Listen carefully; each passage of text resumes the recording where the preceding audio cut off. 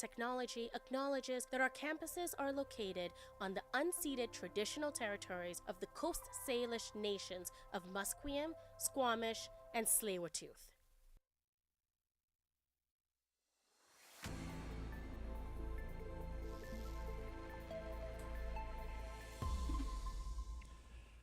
Welcome into your 12:30 Sports Update.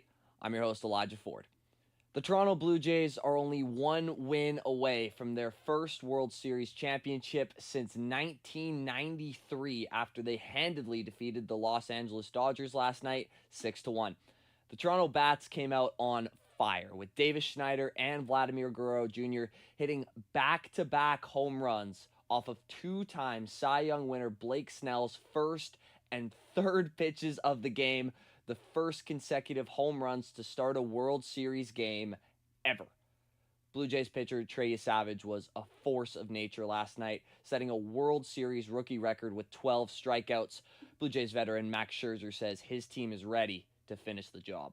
Oh, we're going to enjoy ourselves tonight, obviously, but we know, we kind of been in these situations where the series can change. We understand that. We've been there. We know what it's like. It's going to be a different environment there now back at the Rogers Center. And we just got to take care of business. We just got to go 1-0. We got to keep the same mentality and play the game that we always play. The Blue Jays will have a chance to close out the series at home tomorrow night. Kevin Gausman is expected to get the start for the Jays.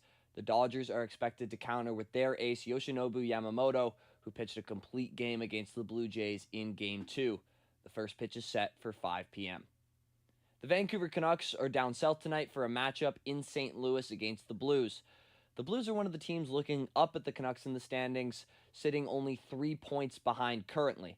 The Canucks will be shorthanded with captain Quinn Hughes and star forward Connor Garland both missing the trip due to injuries. Vancouver will be looking to get their record back to 500 after dropping their last game 2-0 to the middling New York Rangers. With a win tonight, the Canucks will once again be tied with the Chicago Blackhawks for the final wildcard playoff spot in the Western Conference. Puck drop is set for 5 p.m. The Canadian Football League announced today that 6 BC Lions players have been named to the West Division All-CFL team for 2025. The 6 players included quarterback Nathan Rourke, receiver Justin McInnes, and defensive end Matthew Betts. Rourke was also named a finalist for the CFL's George Reed Award for Most Outstanding Player. The Lions are set to play in the semifinals of the Grey Cup playoffs on Saturday, where they open up as 5-point favorites against the Calgary Stampeders. The game is set to take place at BC Place for a 2:30 kickoff. A member of the defending Stanley Cup champions has stepped away from the team to aid a grieving friend. Correspondent Gethlin Coolbaugh reports. Brad Marchand has stepped away from the Florida Panthers to help a friend whose daughter died of cancer last week. Marchand served as a guest coach Wednesday night for the under-18 Marchand Milco Hunters in his hometown of Halifax, Nova Scotia, in place of friend J.P. McCallum. The game is a fundraiser for the family after the loss of 10-year-old Sela Panachi McCallum. It included a raffle for an autographed Marchand jersey. Marchand missed Florida's game Tuesday against Anaheim. Coach Paul Maurice expects Marchand to return Saturday against Dallas. I'm Gethin Coolbaugh. The Colorado Avalanche have agreed to terms on an 8-year extension with forward Martin Necas. The contract is reported to be worth $11.5 million a year with a full no-movement clause through the first 7 years of the deal. Necas was acquired by the Avs last year as part of a 3-team deal that sent Mikko Rantanen to Carolina. In 11 games to start the season, Necas has 7 goals and 13 points while averaging over 21 minutes of ice time on a first-place Avalanche team. The Baltimore Ravens are set to visit the Miami Dolphins tonight on Thursday Night Football.